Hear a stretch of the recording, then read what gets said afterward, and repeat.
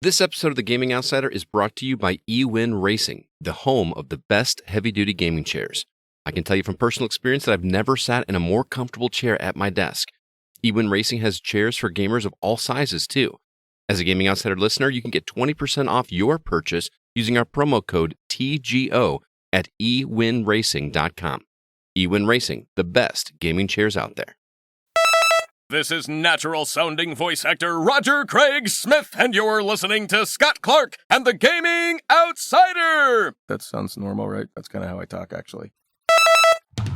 What's happening, Gaming Outsiders? On this week's episode, we are celebrating Mario by sharing some fun history about the character, as well as ours and our listeners' favorite games in the series.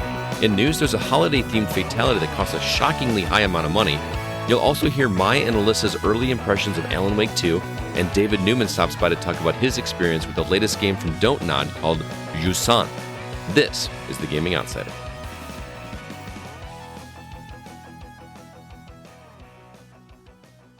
Greetings, programs, and welcome to The Gaming Outsider, a video game podcast with a focus on our incredible community, which can be found at thegamingoutsider.com. It is Sunday, October 29th. I'm your host, Scott Clark, and joining me are my good friends. First off, Mr. Chris Behrensmeyer. What's up, man? Oh, yeah, Captain Spicy's back, boys. And Alyssa White.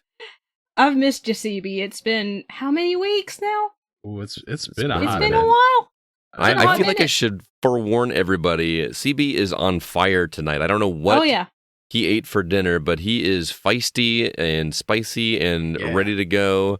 I'm pretty sure we're gonna have to bleep quite a bit of this episode because he is. You just gave him permission now. Ooh, yeah, I mean, you're allowing me to just go ahead and Well, I think it's because we have extracurriculars planned after this. We do. We have. Sounds. Yeah, you make sound right. The way when you say it like I told that, you, make man, it sound Captain like Spicy's in the house tonight. You can't use that tone of voice, man, because then everyone just assumes that it's like something dirty, and it's just no. We're recording a I've seen Patreon your episode nipples before, Scott, so it's okay. Oh my god, Chris, you were not here last week when we got to talk about R2V2 a little bit. Why don't you tell everybody how you felt about it? I want to drive this into the ground, but you haven't had a chance to tell everybody how it went. Oh man, I was tired. I was very tired. I wish everybody could see because you and I met at the club afterwards to do some cleanup. I've never seen CB so just dead physically. Like at one point he was laying on the ground on his back staring at the ceiling while we were waiting for somebody to show up there. That's because somebody abandoned me in the middle of the night. Oh, because I didn't want to sleep there. I just said I wanted to sleep in a bed. I didn't want to sleep there. Did you not want to cuddle with CB? No, he didn't. Not only that, but him and Dom left a window open, so it got really frickin' cold. I didn't leave a window open. You and Dom opened the one right behind the pinball machine. That was not me, sir. Anyway. It was one of you guys, but... Tell everybody what you thought of the event. It was an awesome event. Talking with a lot of the vendors there, I had a fun time. I bought a Japanese schoolgirl outfit. What? Oh yeah, you didn't know that? Is it in your size? No.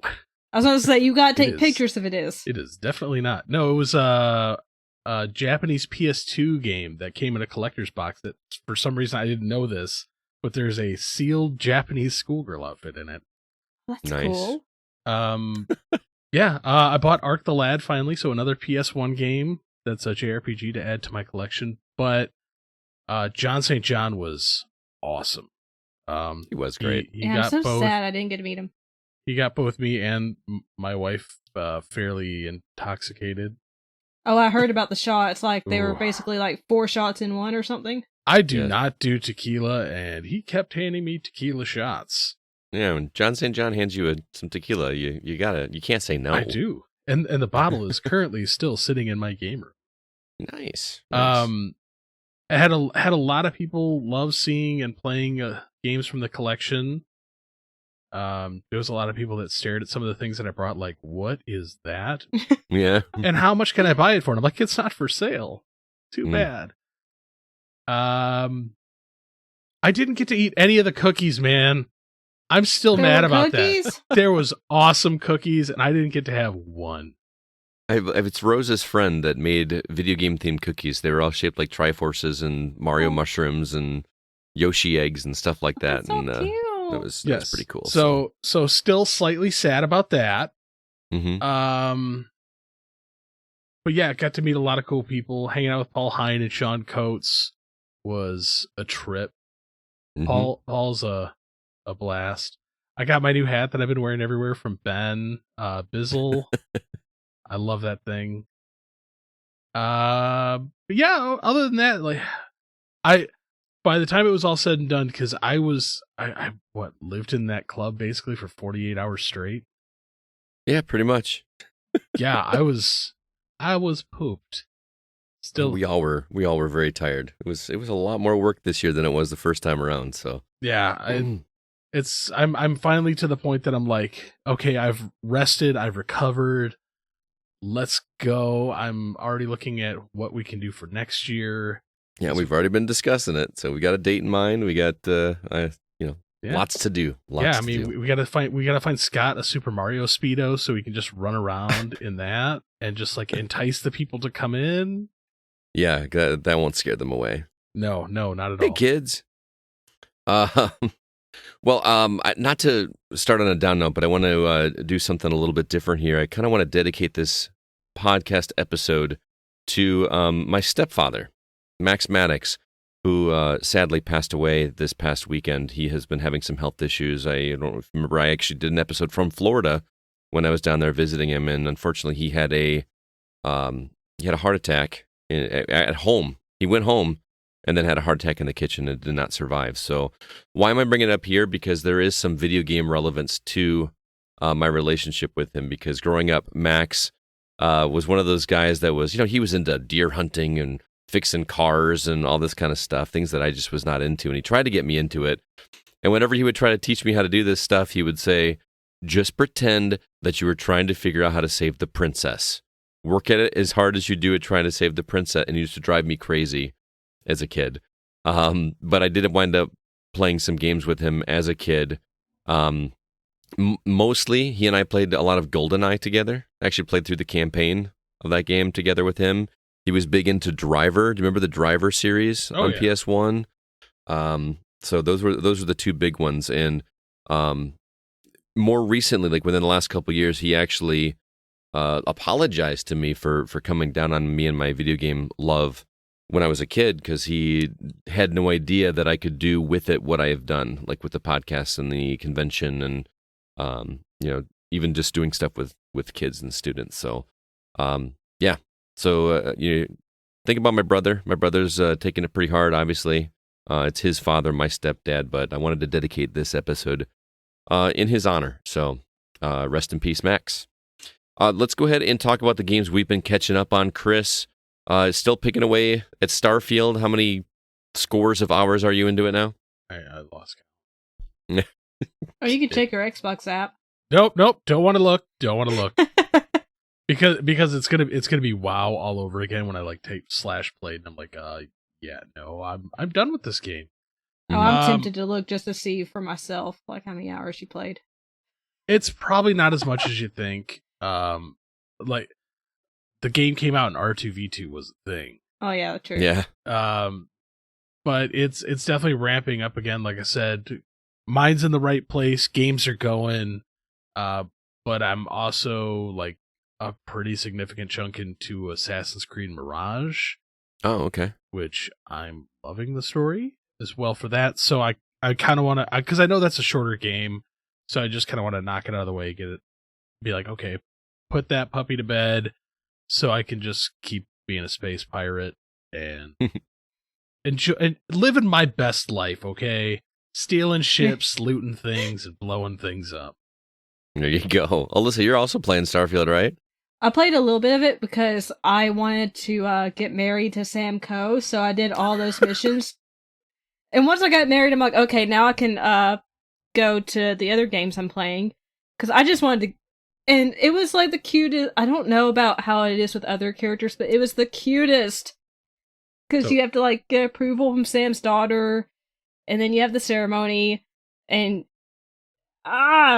It was so cute. It's okay. I know I'm fairly close to maxing out the relationship with a certain female character that we all know. Yeah, I think we all know the voice actor. Yeah. So that's I'm curious to know what the ceremony would be like, or the just it's called a commitment ceremony. It's not actually like a wedding or anything. Curious to know how that goes on your end, if like I'll let you how know. it differs from this Sam Coe story. Nice. But yeah, I just play Starfield to get married. All this cool things going on in the universe, and Well, I mean, you have to do some cool missions before you can get married. Yeah, And then it's a solid romp. I mean, it takes several hours just to, get married, get to the point where you can get married anyway. that sounds awesome. I just had to get some romance in there. There you go. There you go. Anything else you've been catching up on? I have been playing Spider-Man 2. Not too far into it. I'd say I'm probably 2 to 3 hours, maybe. Mm-hmm. Just right now, I'm just doing a lot of side stuff because I'm really That's all I was doing in another playing. game. We'll talk about later. I'm in the exact same boat, Alyssa. Yeah, I I'm feel like just going Spider-Man around 2 doing is photo ops and finding the crystals, random crimes that are happening.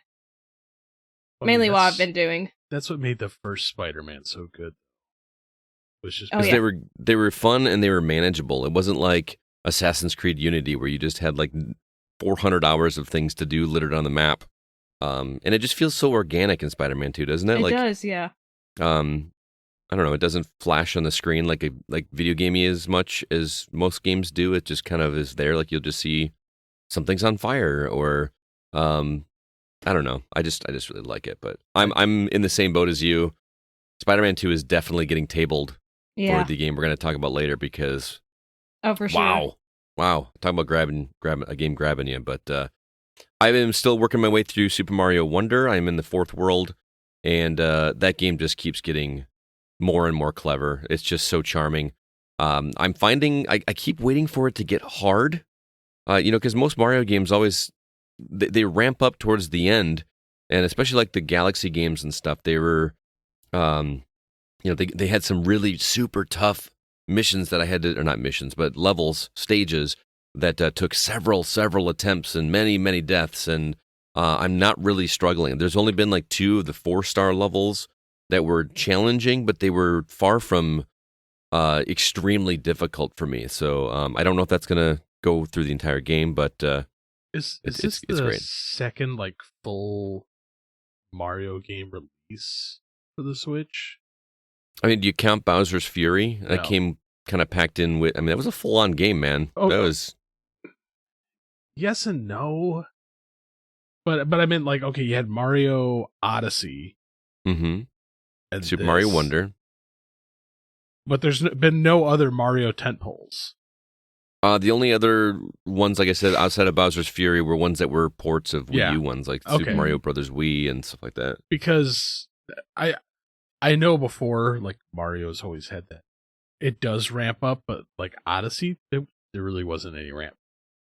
Yeah, which I don't know. That's one of the reasons I like Mario games, is that satisfying feeling of getting through a really tough one. I don't know if you remember Galaxy, but the ones where it was like a sprite of Mario's character and you had to jump on each individual square and they disappeared. You couldn't jump on it again.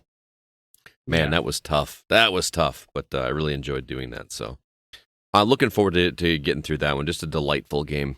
It's really great. Also, I did something pretty dumb this week. I follow stuff on Twitter to look for deals on games, and I saw that the BioShock collection was on sale on Switch for $10. And did you buy it again? Yeah, I did buy it again. I own it on Xbox, but I was like, some point I'm gonna want to be able to play that game portably. So it's on sale for $10. I'm just gonna buy it. Stop. So I just I wanted to see how it played on the Switch, and I tried it just a little bit at the beginning, and it's great so far. I feel like it's a little dark. I have the brightness all the way up. I know that game is a dark game anyway, but I'm struggling to see stuff when it's dark more than I did when I was on Xbox. But it could have been the lighting in my room as well. It should be able to run it just fine, considering it's an Xbox 360 game. I know, but I mean, there were Skyrim was also a 360 game, and that runs like poop on the Xbox reportedly. Whoa. Correct yourself there, sir. Skyrim came out on the Xbox 360. But I could swear I just heard you say that Skyrim plays like poop on the Xbox. My apologies. It plays like poop on the Switch, not on the Xbox. There you go. Good boy. I thought you were saying that I corrected that it came out on that platform. It also came out on PS3. So, but man, getting back into that world, there is something about just the sound of BioShock that just takes me back, and it's weird being nostalgic about a game that's not even 20 years old at this point. Or is it? Is it 20 years? It's got to be. It's got to be close. But like just like the circus of value and the sound of the big daddies and the little sisters, and he's an angel. Or just like the way. I'll help you, Mr. Bubbles. Yeah. Or like just whenever you get an objective that pops up, the noise that it makes, it's almost like this metallic clank. It just is so nostalgic, and I'm gonna have to go through and play those games again at some point. Scott, would you kindly stop buying BioShock on every platform? It's only the second time I've bought the collection. I bought it on Xbox for achievements, and I bought it on and you bought on all Switch. The games originally. Well, yeah. Would you kindly stop buying BioShock so they'll decide to make a new one? Well, I mean, I got to fund them somehow. How are they gonna do that? They're funded. Support. They're funded plenty well. All right, so that's what I've been catching up on. Let's go ahead and jump into the week's news.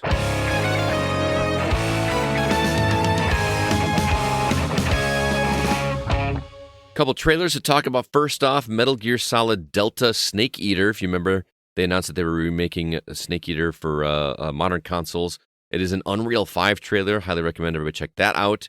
And we had a trailer for Mario Party 3, which, yes, I know it's an old game, but it is officially available now on Nintendo Switch Online. Those games are great. Also, Mortal Kombat 1 has a new holiday-themed fatality with a hefty price tag. Not surprisingly, Marvel Spider-Man 2 is selling quite well. And lastly, Capcom has a major title releasing before March of 2024, but nobody knows what it is. So kind of a little bit of a slow news week. But Alyssa, where would you like to start talking this week? Well, the Mortal Kombat story intrigues me just because of how ridiculous it is. I read this and I couldn't believe it was real. Warner Brothers announced a new fatality, which is available on the online store as of Friday. Mm-hmm. The fatality can be purchased for 1,200 in-game currencies, or you can buy a bundle of these currencies at a price of $10 for 1,250 of them. Mm-hmm. In essence, this one fatality costs $10. Fans are up in arms, boycotting, in air quotes, the purchase, and some leaving the game altogether. Many are calling it a free-to-play game that costs them $70 to purchase. The fatality itself involves jamming a jack-o'-lantern on the head of your opponent, with critters crawling it out of it afterwards. You can literally YouTube it to see it. So, just to jam a jack-o'-lantern on someone's head, $10. You know what's even funnier? Huh? I guarantee if they made this, they've done ones for others too. There's gonna be like a Santa Claus one. You're gonna stuff him in a sack, or you're gonna smash him in the face with a beer stein on like Oktoberfest. Dude, I'm okay with those kinds of things. I'm 100% okay with holiday themed anything. We were talking about that on previous episodes. Why can't we get more holiday themed game stuff that's not just multiplayer games? Cool. You know what? It don't need to be $10. I paid $70 for your game. Should be free. I don't understand. Yeah. Who is paying $10 for a fatality? Like morons. And here's the thing, like, do you have to have paid for the fatality for someone to use the fatality on you? Like, if you're playing against somebody online and they've paid it? No. I guarantee you you get to use the fatality on them, and they're like, "Aw, I think that's cool. That. I want it too." I'll pay $10 that's a for marketing that privilege. point. That's why all the Fortnite stuff gets bought, because people are like, well, I I'm want that missing emote. out. I want it too. Dude, this is pretty close to horse armor to me, man. Remember? It basically is. Yep. I mean, I understand that there's work that went into a fatality, but you're talking about something that lasts 15 seconds each time you get to use it, and it doesn't even sound as interesting as the fatalities that I've heard about the base game. I don't know. This kind of makes me angry, but I love how fans are claiming that they're going to boycott it and they're just going to walk away from the game. What good is it doing to walk away from a game that you've already paid for? I mean, They've already got your money. Sell it back. I just how many of those people bought it digitally, though? You know what I mean? Like, oh man, don't get me started. So good. Don't feels start so with me. good to sit here and go, physical media for life, son. I mean, I thought it was really funny that people were calling it a free-to-play game. We've had DLC in games for years. I remember, I mean, as far back as the Xbox 360, PS3 era. So this is nothing new. But $10 for a 15, 20-second fatalities just seems egregious right to me. there, though. DLC. Like, legit DLC, which in the Xbox 360 era, we paid like, what, $5, $10 for an expansion to the game to play more of the game. Right. Yeah. This shouldn't have been more than 99 cents. I agree. And it probably would have sold better. Oh, yeah. They would have made a ton of money probably from it. Or, hey, we're doing holiday themes this year. You can buy a whole pack for $10 and you're going to get every single one as the year goes on. Mm-hmm. Oh, yeah. That would have been a much better deal than one fatality for $10. Yep. Warner Brothers is going to eat this one hard. I really want to talk to somebody that paid the $10 for this and ask why you thought it was worth it. I'm not judging. I just legitimately don't understand. But I also understand I am a cheapskate when it comes to, paying for stuff. Like I try to pinch pennies so I can pay for the things that I actually really want. I mean, I guess if you're a diehard Mortal Kombat fan, this is the only game you're playing, and you wanted a new fatality, it could be tempting. Sure. I'm okay. Here's my little take on this. Can you only use it during the Halloween season? Oh, dude, that would be. That would. Could you imagine if they only made it feel like? But here's the thing: I slam a pumpkin on your head in the middle of June. Yeah. Why? It's not as funny outside of the season. Or is it? It's like ironic. No, it's not. Shut up. When I put an Easter Bunny hat on you or something, then it'll be funny. Oh, dude, they should make the Easter Bunny like a friendship one. With like chocolate egg. Is friendship still a thing in Mortal Kombat? If it isn't, it should be. Because I remember that being a thing in the original. Friendship, babality. Those were Babality was a thing? Yeah, dude, you could turn him into a baby. They're babies, yeah. Oh, baby. I thought you meant like derogatory. No. Well, like you could turn him into a baby, and then it was like you could turn into an animal. Like, yeah, I was more of a Street Fighter guy than Mortal Kombat. I mean, Street Fighter is the superior game. Oh, fighting words. I literally. Prove me wrong. I'm not saying you're wrong. I'm saying that I made a comment that I was a Street Fighter guy. I would have cut more over a Mortal Kombat guy. This Tekken is the more superior game, or Soul Calibur. Ooh, I don't like Soul Calibur. It's because you suck at it. All right, CB, what story do you want to talk about? Ooh, let's crap on Capcom. Crap on Capcom? Yeah, because of this. So Capcom has a major title releasing before March 2024. Presumably, it's going to be announced at the Game Awards. Speculation is Monster Hunter or Resident Evil. Japanese-only reports mention it twice, and it's supposed to help them hit their lofty goal of selling 45 million copies of games in the fiscal year. Guess what, Capcom? If it's anything other than Code Veronica X, I'm going to give you a big middle finger. Well, here's the thing. If the Game Awards are in December, it's usually at the end of December, right? Mm-hmm. And this is going to come out 3 months later. There's no way they're going to do that's a Code very Veronica. Tight. I mean, unless they've already been working on the announcement to release date. Tight window but there. These developers don't give that short of a window anymore. Yeah, they do.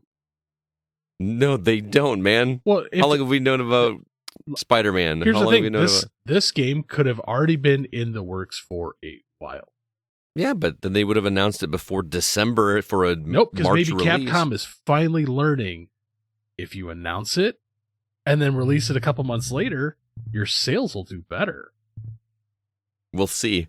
Word spreads a lot faster nowadays than it did 20 years ago. So I would love to see a company do that. Exactly what you're saying. Because remember when Bethesda did it with Fallout 4? It wasn't that tight of a window. I think it was like 4 or 5 months that they said, here's the game, and it's going to come out in November. Remember that? Yep. Mm-hmm. But here's the thing. They're already generating buzz by going, hey, we got a game coming out. We're not going to tell you what it is. That's generating buzz right there. Well, I don't know how many people are talking about this story, but what if it's a new Mega Man game? Doubtful. I feel like it'd have to be a fairly well-known franchise for them to try to hit their 45 million goal. That's what I'm saying. Like, Well, again, that's 45 million of every game they've put out this fiscal year. Yeah, It's not, they're not looking to sell 45 million copies of whatever this game is. I didn't mean 45 million copies of Dino this game. Crisis I just meant remake. Dude, don't get me excited, man. I would love that. But see, that's the thing is like for Capcom, it's if they want to hit that 45 million copies in a fiscal year, dude, it's got to be a banger. And Code Veronica would be it. Code Veronica is right up there. Dino Crisis is up there, and depending on which Monster Hunter you did, because I know talking with Jake, the last couple Monster Hunters been kind of poo. So I couldn't speak to him because I did not like any of the Monster Hunter games I played. So they really, I feel like they really have to go gung ho. Yeah, but if it's going to be Code Veronica, I feel like with that tight of a window, it's not going to be a from the ground up remake like we had for 2, 3, and 4. Right? It would just be. All they have to do is so Code Veronica was a very tight game. It wasn't a huge, big, widespread thing like rebuilding all of Raccoon City. They've got all the assets already. Just drop them in. I don't think it's that simple, man. I don't think it's that simple. With how some of these games are coded nowadays, I'm willing to bet it's a lot. They can do it a lot quicker than you think, especially because they have to just literally go shot for shot. Because I don't want shot for shot. I'd be okay if you with do that. shot for shot, then it's just an up-res remaster. Did you play Code Veronica remaster. X? A little bit. Did you finish it? I'm not talking about. I'm not saying, no. I asked a question. I'm not talking for me, man. People don't want just an up-res version of a game. They want the new experience that we got for Resident Evil 2, 3, and 4. Like, if I were getting, when Resident Evil 4 was released, if that was just a shot-for-shot of the original Resident Evil 4, I wouldn't be not as inclined to play it as I was when it was from the ground up. But here's the thing. And you're not going to release that with that tight of a window. Or they could do a Code Veronica, Resident Evil 0, like double, put them together. Yeah. I buy it because those are the only other two I have not played. But see, that's one of the reasons why I feel that those two, even if they just completely shot for shot redid them, completely up-resed, they would stand because so few people played the originals.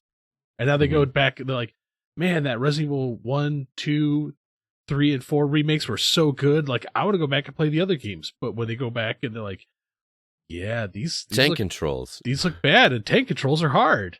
Yep. Yeah. Yeah. I feel like it would be a step backwards and it wouldn't be as successful. A bunch of people would buy it just because they would be assuming they would be getting the same quality product they got from the remakes of 2, 3, and 4. And they're just getting an up-res version of a game with GameCube controller mechanics. But actually, another one. Give me a Dead Rising remake. I've actually never played the original Dead Rising. Oh, it's so fun. Because Dead Rising is one that I feel that's been on the back burner for a while. Mm-hmm. It's been a while. Yeah, the last one, I only played like the latest one, and it wasn't very fun. So, that's what I'm saying. Like, look at Capcom's library of all the things they've got that have been sitting dormant, just waiting. Give us a new Mega Man X. They could give us a new Soul Calibur. Ugh, come on. I want Dino Crisis. I feel Dino Crisis could be a legitimate shot. I would love to see that. It's a game I loved. I never finished it. I don't remember why, but I remember really liking what I played of it when I was younger. But I was also big into Resident Evil. Dino Crisis in VR. No. Yeah. I don't want to play in VR. There's so many things they could be doing like that. To me, like Capcom, Konami, there's so many of those companies that have been around forever that have these massive libraries that they could just be like, back to the well. Boop. And you want to, I'll bet you this is what it's going to be. It's going to be a $15 to $20 title, downloadable only, something new IP. It's not going to be going back to the well. It's going to be something. Pachinko. I mean, it could be. That's just my guess. I don't think it's going to be a $60, $70 title. It's going to be something small that they just want to sell a bunch of copies to round out that 45 million goal, which is very lofty. But I wonder if they could be making another Ace Attorney game. there you go. Because, I mean, I would buy it. I know they have the previously unreleased Ace Attorney. Forgot his name. Apollo Justice chapter coming out relatively soon. So having that come out could be another entry into the franchise. Yeah, but we always assume that's what's going to happen, right? Like when the new Zelda was coming out, we're like, hey, it'd be a great time now to do Twilight Princess. I just love Ace Attorney, and yeah. Actually, I could see them doing a up-res Devil May Cry collection. Thought they did. There was an HD Devil May Cry collection. that was on PS3 and 360, right? Was it? It's been a minute. That's where I played it. Yeah, A new Another set of Okami. games I never played. that would be Okami? great. I've never had the chance to play that one, and I really want to play It's it. a good game. But again, it's just a massive library that is not been touched for a while. I agree. Speaking of sales, Marvel Spider-Man 2, which Alyssa talked about playing a little bit earlier, is now officially the fastest-selling PlayStation Studio games over a single-day period. 2.5 million copies sold in the first 24 hours of that release. That includes pre-orders and games bundled with those console pack-ins. It surpassed God of War Ragnarok's top spot, which is really cool. The next milestone for them to beat is Ragnarok's first week sales of 5.1 million copies. But Spider-Man, here's the difference, is that Spider-Man 2 is a PS5 exclusive, which will make it a little bit harder achievement, because if you remember, Ragnarok was also on PS4, so you could get it on either or, so they had a little bit, there's a lot more PS4s and PS5s out there than there is just PS5s. But needless to say, Spider-Man 2 is very successful, and I don't think Insomniac's going to be going anywhere for quite a while, and we got lots of good things coming from them in the near future. Oh, for sure. Yeah. All right. Remind everybody about Patreon. If you'd like to help support the show, you can do so over at patreon.com/thegocast. We are recording a Patreon episode tonight, and we've got some more coming in the coming days. My schedule is starting to open up a little bit more, so I should have more time to be able to do that. But so stay tuned, and we appreciate your patience. We'll make it up to you guys, I promise. Again, patreon.com/thegocast. Let's go ahead now and jump into the new games we've been playing.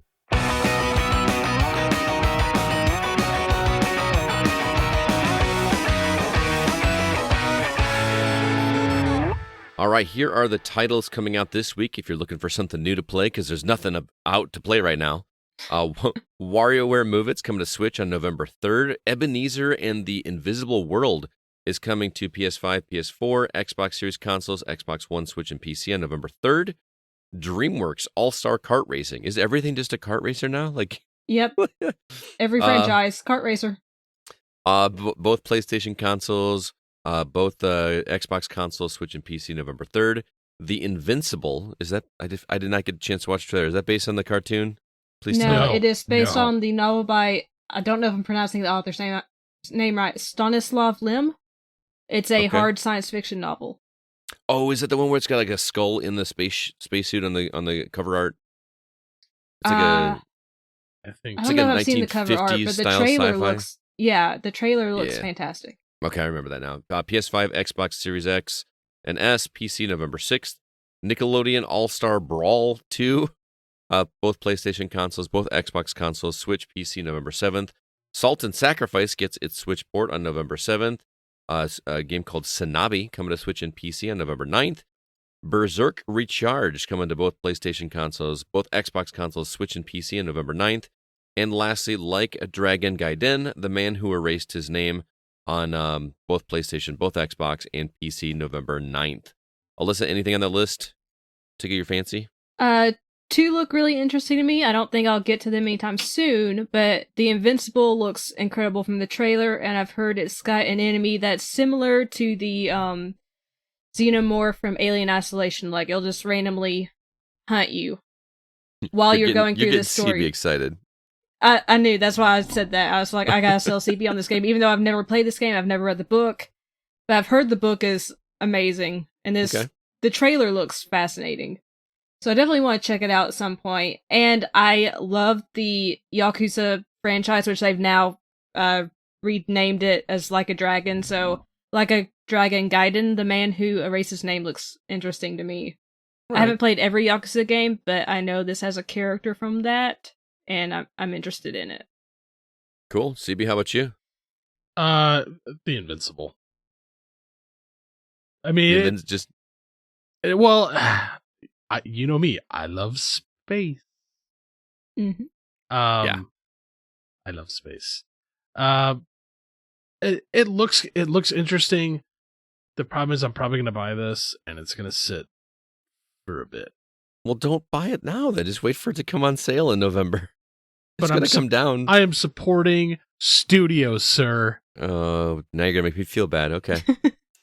I'm actually intrigued by Berserk Recharged. I grew up playing Berserk on the Atari 2600, and I love these Recharge games because they're not overly long. They give you just enough to be like, okay, that was fun, and then you can just move on. And they're like, you can complete the game in 2, 3, 4 hours or something like that. It's not even really. It's more or less like it becomes a score grab game at that point, and I don't know. I just love Berserk, so that's be the one I would want to check out. But yeah, there you have it. It does look a little interesting. So yeah, dude, you love nostalgic games, so I do because I'm old.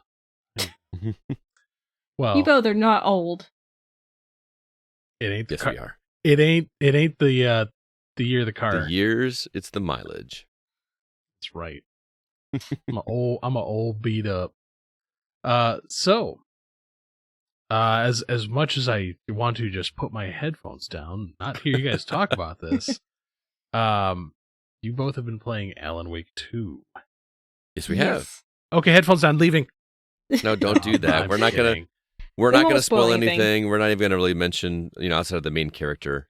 We'll have to mention that. But I before Alyssa and I get into talking about this game, I want to let everybody know, Zach obviously isn't here this week.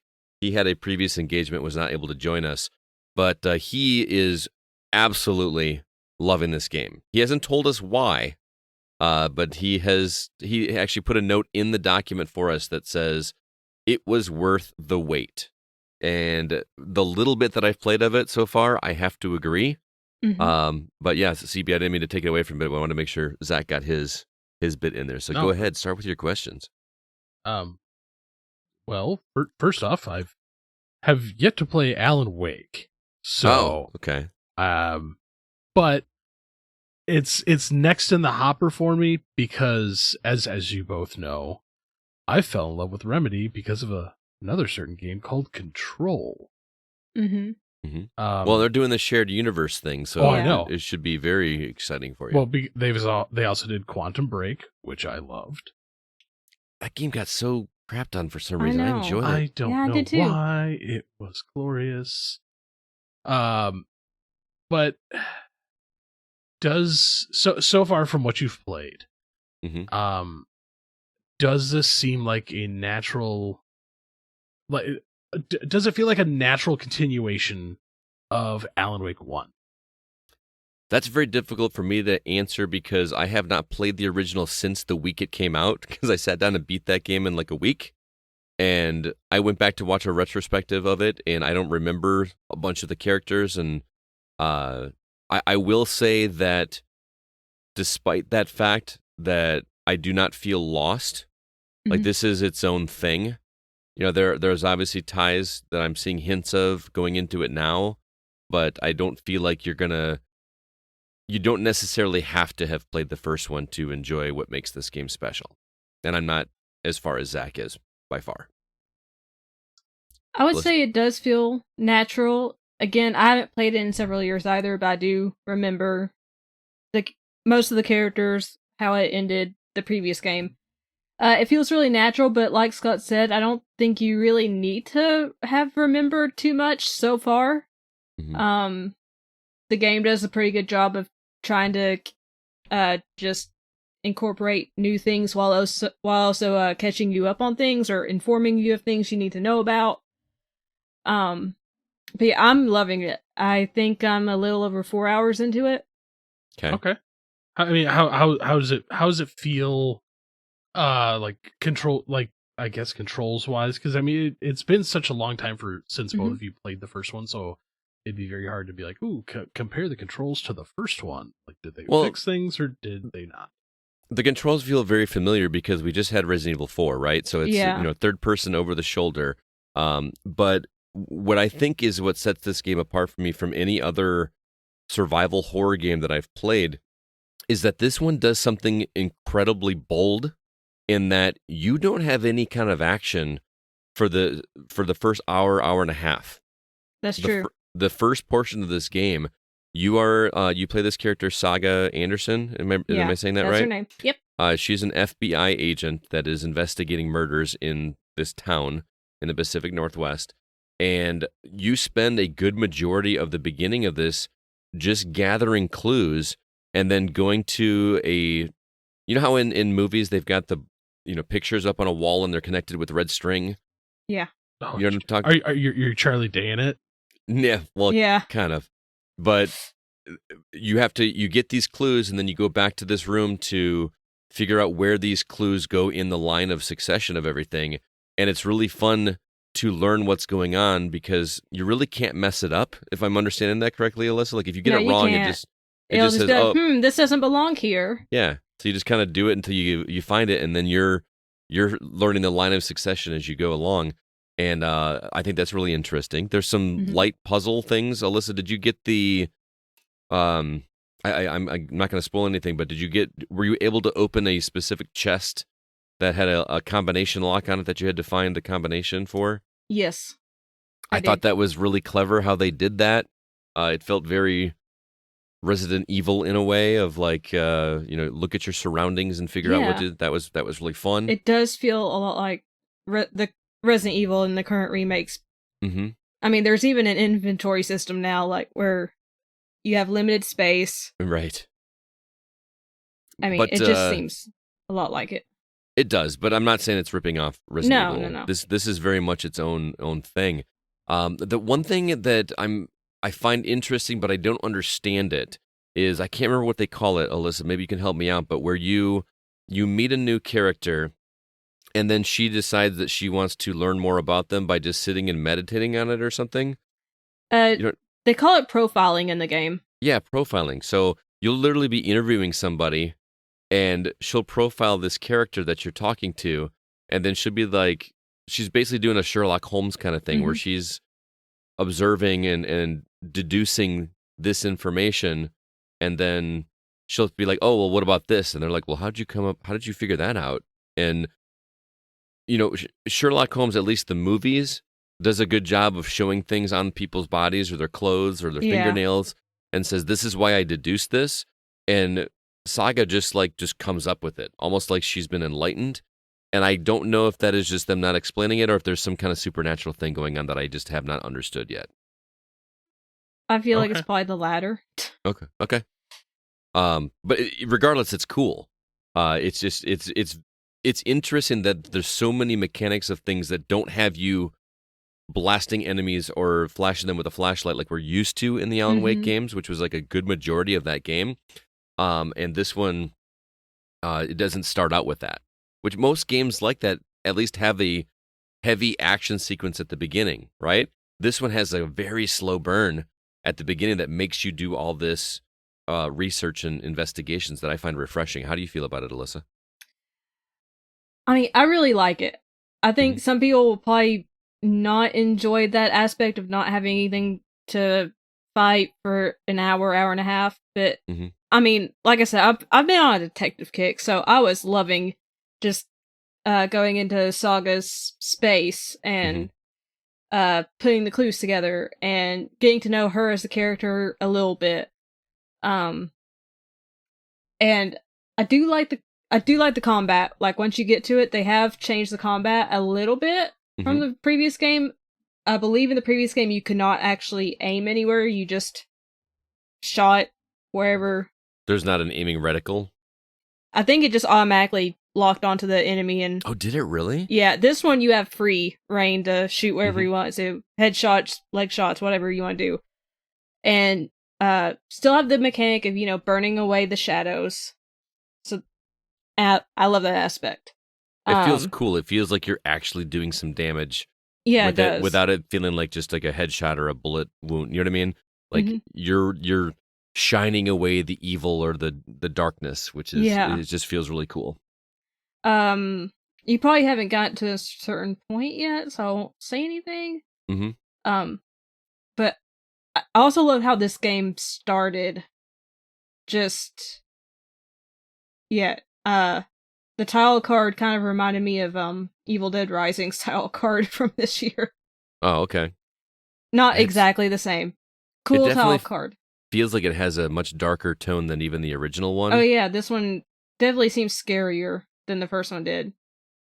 Especially because sometimes there'll just be like a random face pop up on your screen. You're like, oh god. Yeah. Oh, and there's nudity, like. Oh yeah, from the start. Yeah. Male nudity, like in the opening scene. Like I was not expecting that. I wasn't either. The other mechanic that carries over is the safety of the light. Which, CB, you said you haven't started Alan Wake, right? Is that correct, or you have? I played through that intro where you get to a building and shut a door. I don't remember that. But the thing that was a staple in that game was, you were safe as long as you were in light. Yeah, like I know that much. Right. That still carries on here, and I don't remember this carried from the original game, but once you're in a safe zone, it actually replenishes your health up to a point, and the enemies can't see you if you're in the light, so you're more or less invisible. They walk around you, and they can't see you. Unless you attack them in the light, then they will see you. Yeah, if you attack them in the light, then the light actually goes away, and you can't use the light again. It's, like, done.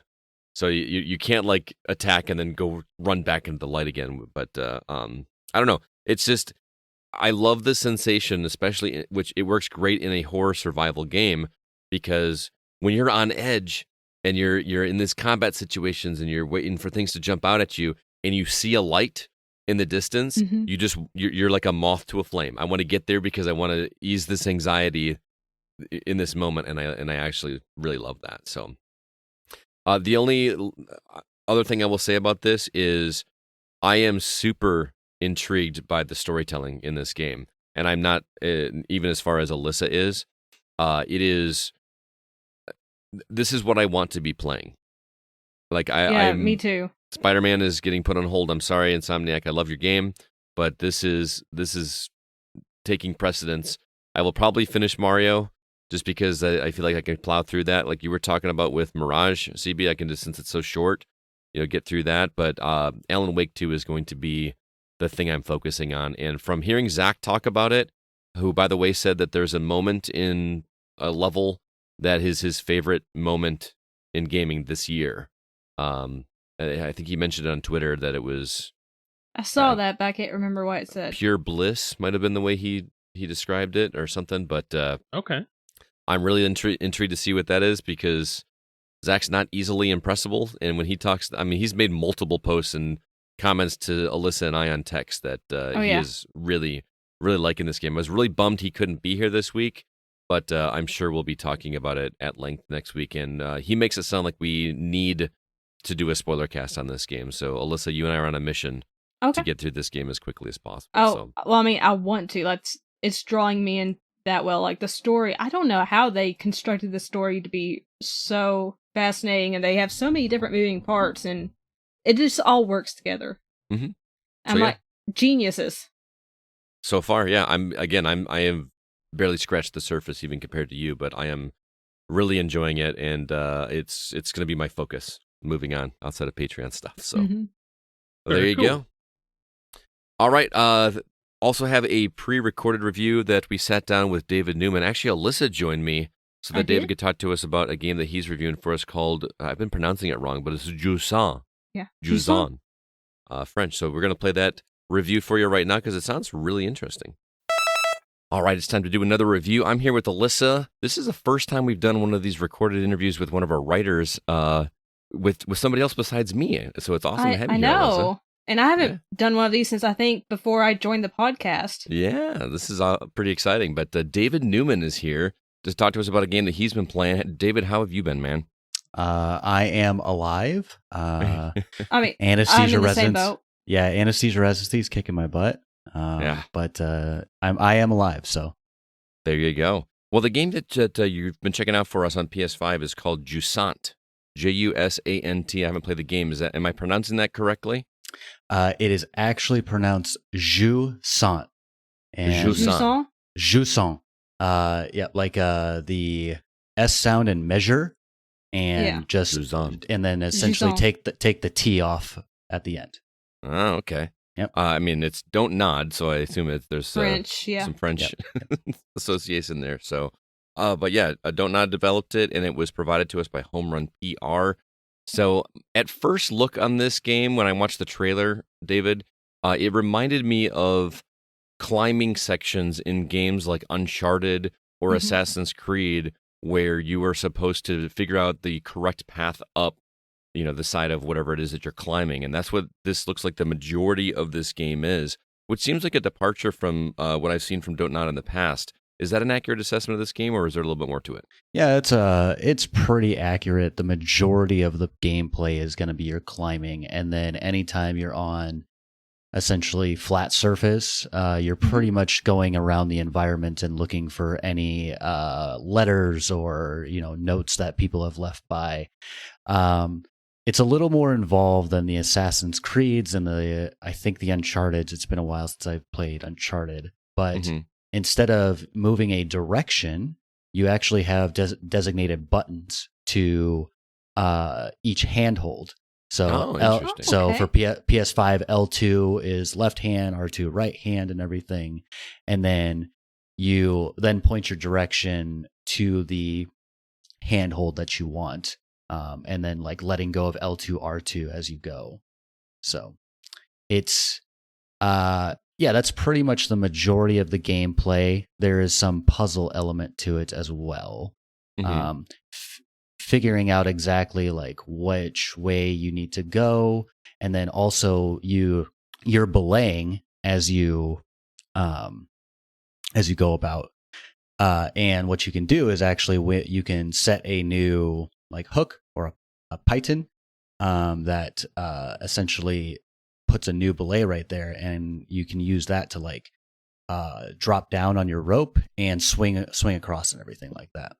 Is a belay the thing where like you jab it into the rock to basically have a thing to attach your rope to, or am I misunderstanding that term? Hold on, I think I'm saying the wrong thing. Anyways, I think belay is actually when you have someone on the bottom that's actually doing it. Now that I say that, I'm like, I sound like an idiot. But yeah, no. I'm a newbie when it comes to climbing terminology or mountaineering terminology. Dang it. Yeah, no, you're fine. I am the one that said it wrong. It's a python, a piton, whatever, however you say it. Yeah, I don't know. I've always pronounced it piton, but I'm like, that's probably incorrect. I'm from Alabama. That's probably incorrect. It's okay. We're from America. This is made by French people, so we're probably all wrong. We're just we're pronouncing it incorrectly, no matter shaking their heads at us, like, how Yeah. can they get this so wrong? Yeah, but it essentially like you have a rope and like put the piton down, and you can use that to your advantage, because it also like helps you, like if you're like, okay, I'm getting higher up in the climbing, and I'm like, oh, I don't really want to fall all the way down to the bottom. I can put that down, so like if I do fall, it's basically like a checkpoint. It's a checkpoint. I was just gonna say that. Yeah. So can you die in the game? You cannot die in this game. Okay. I was being very cruel and tried to jump off the edge, but it didn't let me, so I couldn't die. Wow. Okay. I just wanted to throw any see penguins down there as well, like from the old Mario 64 games. you know what? There's zero combat in this game, so Okay, like you can't pick up anything. You do have a little companion that's very cute, that you can use eventually in the environment and everything. So, Okay. What's the story on here, or is there one? there is very little of a story. Some might say there's no story, but and that is why I say that is because there's zero dialogue in this game. Absolutely no dialogue. There are small cutscenes that really just show you doing after you get done with a chapter, you're doing an event, I guess is a good way to put it, and then like it shows the changing in the environment or whatever. Essentially, you are climbing this tower that was once inhabited but now has not, due to the Jusant, which means like low tide, essentially. It's the ebb and the low tide. So essentially, the water has gone away, making this very uninhabitable. So you're climbing up there. You don't exactly know why, but that is it. So, and I would say the story or how you find this stuff out is going to come from those letters and everything that you find throughout the environment. Not required to find all of them or anything like that, but nice little collectibles. If you like finding out through that way, that's a good way to find out through the story. Okay. Is this one you're recommending people to check out? I know you said before we recorded that it was about 6 hours long or so. So it's not incredibly lengthy, but yeah, I think it's about 6-ish hours long, maybe 7. 6 chapters. It's not something that's too difficult. I will say, I think, I talked about how you used it's different as far as you can you're not just using the directional button, although there is an accessibility feature that you can just do that if you wanted to. Okay. But even though I say that there's a little bit more involvement, I didn't necessarily think that it was very too much of puzzles going on. It was pretty like easy, I would say, and which isn't a bad thing by any means. It was actually very relaxing. Like I really like after a hard day at work, I was like, oh man, I really do want to just get a chapter done, because it's just like it's very calming to just jump or climb up the mountain and everything. So if you're looking for a very relaxing game and a little bit more involvement as far as the climbing features of Uncharted and Assassin's Creed, then yeah, I would definitely recommend it. It's also coming to Game Pass, so if you have Game Pass and an Xbox, that works. I don't know how much it's going to cost on the PlayStation Store, but if you only have PlayStation, I would still even recommend it there. As long, I wouldn't say necessarily at a $60 price range or anything, but if it's like $30-ish, $40 maybe, that would be probably worth it, especially if you're just looking for something relaxing. Sounds good. Again, the game is called Jusant, and it comes from developer Don't Nod. Thanks so much for checking that one out for us, David, and glad you liked it. I know you've had a bad run of games you weren't a big fan of recently. Oh, no. And that's my fault. I got to try to go out of my comfort zone, and sometimes you just don't hit on those. Yeah. Gotcha. But you took Alyssa, the chances, though. I did. I took a chance on this one, and it turned out to be a nice surprise for me. I'm glad it was good for you. Yes. And it does sound like it'd be right up my alley, so I will be playing it. Yeah, sounds great. Very cool, man. Well, thanks again, and we're going to let you go. You have a wonderful rest of your evening, okay? Thank you. You guys too. Thanks again, David. As always, it is a pleasure talking with you, sir. Before we move on, I want to remind everybody about how you can follow The Gaming Outsider if you'd like to join our community. Facebook.com/groups/the GoCast. Great community over there. Also, our Discord server is live and thriving. If you would like to join the community over there, we got 2 new members, TJ Kitsune. I swear TJ was in there before, but maybe I misremember that. And somebody by the name of Jarlord has joined the community as well. There is a link in the show notes if you'd like to join that community. And we are going to do some more game nights coming up soon. We were talking about doing golf with friends again and some party animals. And by the way, Jackbox 10 came out. We should just totally do one of those one of these nights. But also, if you get a minute, do us a favor and drop us a review on Apple Podcasts and help us get the word out about the site. And speaking of the site, it is thegamingoutsider.com. We would love it if you checked it out, and all of our written content as there as well. With that, we're going to go ahead now and jump into our From the Outside In topic.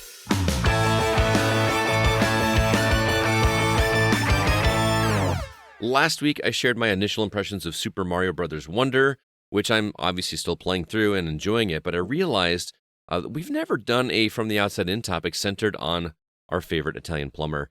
So we're going to discuss the franchise, why it's so popular, and which titles are our personal favorites. And again, I thought Zach was going to be here with us, and I had tasked him with doing some research for us on Mario because he's so good at doing that. But he was nice enough to go ahead and type some out for me. So this is what Zach put together for us. You guys feel free to comment any which way that you want here. But Mario debuted actually in 1981 in the game Donkey Kong. He got his own arcade game, Mario Bros, in 1983, and cemented his place in history forever with the home release, Super Mario Brothers, in 1985. Ooh. Technically, he wasn't Mario. Well, he was Jumpman, Yep, right? Jumpman.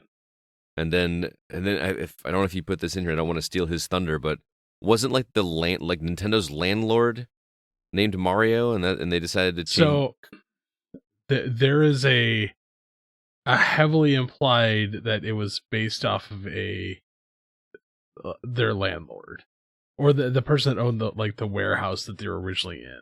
Right, back when they were a trading card company or playing card company. No, this was after that. This is after that because that would have been in 1899. Oh wow. Okay, well, shut my mouth. So.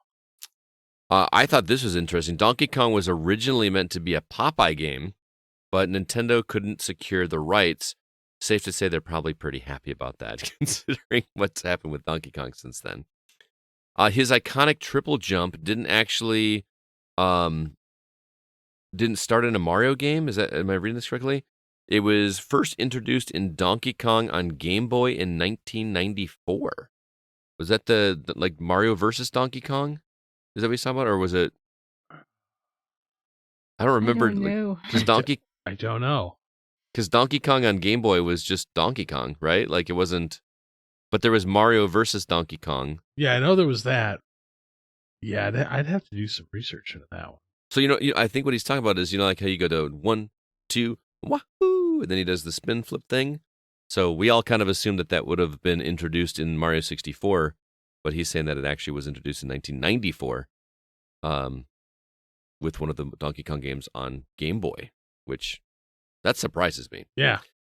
I learned this while I was trying to do some research of my own on Mario games, and I was kind of shocked at how big this number was. But the character Mario has appeared in over 250 games, most of them his own titles as opposed to guest appearances. That's just insane to me. Like, it's just absolutely nuts. Well, I mean, when you think about it, like just look at some of the games he's in. Mike Tyson's Punch-Out. I was going to say he was technically in Punch-Out. He was the ref. Yeah. Mike Tyson's Punch-Out, Dr. Mario. Golf. Yeah.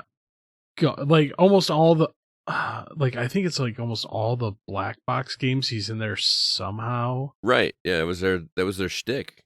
Yeah, they just had him in there in some capacity. Pinball. Yep. He was the thing holding a little girder at the bottom underneath the flippers. Yeah, so many things. Just kind of crazy. The Mario video game franchise has sold over 900 million units, making it the best-selling franchise ever by a considerable margin. Just think about that. They could potentially, there's no way they're not going to, can make $1 billion from one franchise. No. That sold 1 billion units. Oh, so yeah, it's well over 1 billion. Yeah. I misread that. So yeah. But I mean that means Mario Wonder would have to sell 100 million units. Yeah, that's probably not going to happen. That is a tall number. And half of that 900 million was Mario Kart 8. So no, I'm just kidding. I'm totally making that up. What's even more disturbing is when you think about it, the amount of times that those games have been resold. Well, yeah, for new platforms. It is no. Like I bought Super Mario Brothers 3, like back when I was a kid, and my copy was sold to someone, and that copy was sold to someone, and oh yeah, we're not even counting that. So yeah, we're not even counting that. But I mean, everybody knows who Mario is. Yeah, more popular than Darth Vader, dare I say? I don't know about that, man. There's a lot of people that don't know anything about Star Wars, man. There's a lot of places that don't have access to Nintendo. That's true. But to CB's point, Mario is widely believed to be the most recognizable character ever. Surveys and studies around the world have shown he's been more recognizable than Mickey Mouse as early as the 90s, and is now more well-known than Superman, Batman, Spider-Man, Darth Vader, and Jesus Christ. So, Well, much like the Ewan- Beatles, he's more popular than Jesus. I mean, Ewan McGregor does look pretty good on my wall. But I mean, do Uh, you have him as Jesus or do you have him as Obi-Wan? Because Hey. people have him as Jesus. I know. That's why I think it's funny. They also have Jared Leto and Keanu Reeves as Jesus. Another character, honestly, that Nintendo owns that I feel is up there in the same like tier Mhm. is Pikachu. Yeah. Well, is that Nintendo though, or is that Niantic or whatever? Is it Well, You it's mean Game Game Freak and Freaks? Nintendo. Game Freak? Yeah. I'm sorry. What am I? Which is kind of owned by Nintendo. Yeah. Yeah. But I mean that's a Nintendo is wildly successful at making characters that are so recognized and loved the world over. So it is very cool to think that a playing card company was able to create such iconic characters that have not only stood the test of time so far, but have become so ingrained culturally. Right. It's just an amazing thing to think about. Absolutely. The last point that Zach made on here is he said, have you ever wondered about Nintendo's unparalleled quality? 5 people made the original Super Mario Brothers. All 5 of those men worked on Super Mario Wonder as well. Now that is consistency. I thought that was a crazy, crazy point. So, I mean, wow. That's impressive. So what is it about the Mario franchise that has made it so successful for so many years and for so many generations of gamers? What do you guys think? It's honestly the easiest entry level to gaming. Like if I'm going to teach somebody a brand new game, I'm going to hand them a Mario game.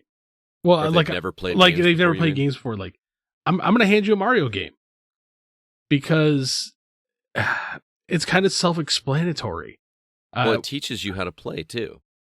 And it's not overly punishing. At least not at first. To get to the Hammer Brothers in 8-3 or whatever it is. Hated that level when I was a kid. Again, stop sucking. No, you're the one that sucks at platformers, remember? Not Mario platformers. I will crush you. What I'm going to ask Alyssa the same question, but I'm also going to reveal, and I'm not saying this to embarrass you, but I did I not don't care. know this until recently. Alyssa's never played a Mario game before. It's a shame. So she's not going to have a favorite. We're just gonna give her a favorite. But I think this is going to be a Patreon thing. We're going to have you go through Mario games and just like start from the beginning and play some of the better ones. I'm just afraid I'm not going to like them because I'm not good at platformers. Uh, I don't think it's not so much that Mario games will make you better at platforming. yeah, better than any other platformer would. Like Well, I did try New Super Mario Brothers U, and I couldn't do it. It was just it was probably the best difficult. entry. I mean, Those are chaotic and they're not the best quality games. Yeah. like, honestly, if I was going to teach somebody how to play a platformer, I'm going to hand you the original Super Mario Brothers. Mhm. Because that darn Goomba in the beginning has to be the most lethal character in all the video games. Yeah, it's killed more people because people learned from that game that, hey, you can't touch the side of this thing. You have to jump on its head. Yes. But as much as what is it, Doki Doki Panic is Super Mario Brothers the original and Super Mario Brothers 3 to me are perfection. Mhm. Like there's not really a flaw with those games. I would kind of have to agree with you. Yeah, Uh they're both great. We're it's, getting to your favorite titles in the series, though, in a minute, man. Slow down. slow your roll. Slow your roll. First off, I was saying that partially because they are so successful. This is going back to that. They're so successful because they don't like it's something that I can literally hand to anyone Mm-hmm. and be like, "Here's the controller. Go." Well, there's something to be said too about games back then that had a pad and 2 buttons, as opposed to you hand somebody an Xbox controller now that's never played a game. True, but here's where I was going to continue with that. Mm-hmm. I can hand you that first one. Go. How that game then progresses, I can put a Super Nintendo in front of you and put Super Mario World in front of you. Hand you the same thing and say, go. You're going to okay, I know these 2 buttons will probably do the same thing in as the previous game. Mm-hmm. But now I have more buttons. Let me see what those do. And progressively, people are going to be like, okay, start hitting the buttons and be like, okay, this is what those do. And you have enough time in the very beginning level to figure it out that you're able to go forward. And the first time you run into a new power-up or something like that, it teaches you in a way that's not punishing. It's not like, oh, you got that? Oh, cool. Now we're just going to immediately kill you Elden Ring style. I was going to say it's also not punishing because it's not an arcade game. It's not a game that was trying, although it was available in the arcade, yes, and they limited your lives there. But this was not a game that was designed to take your quarters. This is a game designed to play at home and enjoy it. And if you died, you just lost a life. And it wasn't that difficult to get more lives. Even in that first world, there's a hidden mushroom that a lot of people found by accident that just appeared out of nowhere. That was legitimately brilliant programming to do that, because everybody looked like, oh, I know that I have to jump, and they jumped and hit that for the first time, and they're like, there's hidden things. Yep. It was brilliant. So what do you think, Alyssa? I don't know if I even got let you answer. Do you have any idea why you think this franchise is so popular and does so well, even though you've not played them? I think it's because of the recognition of the franchise and the character, and a lot of people do play that as their first game. Mm-hmm. Obviously, my uncle and my parents did not have the same idea. They were like, start with Tomb Raider. And that I just played shooters and action adventure games as a child. I did not play platformers, or I didn't even own a Nintendo console until, well, technically the Game Boy Color, because I wanted to play Pokemon. And that's all I played on Nintendo consoles. So I have really not played any Nintendo mainstay franchises, or I played 4 Zelda games, didn't care for the ones I played. Didn't care for the one Mario game. Haven't played a Kirby game or anything, so Kirby's just adorable. I don't have much of an attachment to Nintendo, to be honest. So Interesting. But I think a lot of people do because of the recognition, the fact that it's a lot of people's first games they play, or they play with their kids, or and then there's the spin-offs, Mario Kart, Mario Party, where you can play with friends. I think it's just, recognition. Yeah, I think that's part of it too, but I think a bigger reason why Mario has been so successful is it's got the Pixar effect, and that it's got such a wide audience that like it for different reasons. You've got it, the kids can like it because it's accessible, like CB said. There are portions that aren't overly difficult. And then you've got, the hardcore fans that like a challenge, that are going to get a challenge in some of these games. And they like that. And they're also nostalgic about it at the same time. So I think that it being accessible by so many different people is a big reason why we're looking at 900 million units of Mario games sold since its existence. That's a big part of it. I also think that Nintendo's marketing has been brilliant when it comes to Mario. You guys remember when they had, commercials on TV for video games? Mario. Dude, nothing got me more excited to play those games than those TV commercials, because we didn't have internet, we didn't have YouTube, we didn't have the magazines even. All we had about games coming out were on TV, that were on when we were watching our Saturday morning cartoons. And the first time I saw that Super Mario Brothers 3 commercial, I about pooped my pants. It was so good. So I think the marketing has been a big appeal. The bright, colorful color palette of Mario and the recognizable characters, and it's just I think they struck gold when this whole thing started. So So what are your favorite titles in the series. Alyssa, you clearly don't have one. I did play Captain Toad Treasure Tracker. Okay. I know that doesn't really count. It's not a mainline Same Mario universe. game or anything. I'll allow Same it. universe, I did for sure. enjoy that one, but it's not like the typical Mario What a experience. clever game, too. But honestly, I've never had a desire to play a Mario game. Well, we won't force you if you really don't want to do it. Well, I have access to Wonder, and I feel like I should try it out. It's just, I don't get, like, the trailers don't look appealing to me. Oh, really? Like, it just, they don't look fun. It's just, not, platformers aren't my cup of tea. I gotcha. Well, if you do try it, play it with headphones. I know that sounds like a weird thing to say about a Mario game, because Mario games aren't always, like, known for their design, but there's something about the way that you interact with the environment musically and audibly that feels really special that I don't think will come across as well with just the Switch speaker. So try that and let me know what you think, because I think it's just absolutely delightful.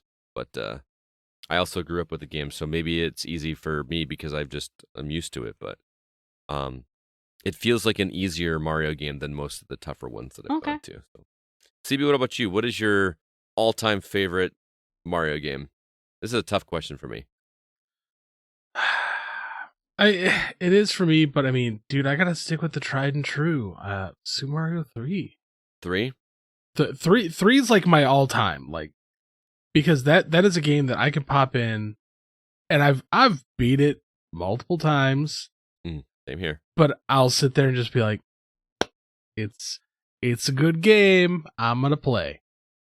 Like top 3: Super Mario Brothers 3, Super Mario World, and then Super Mario Odyssey.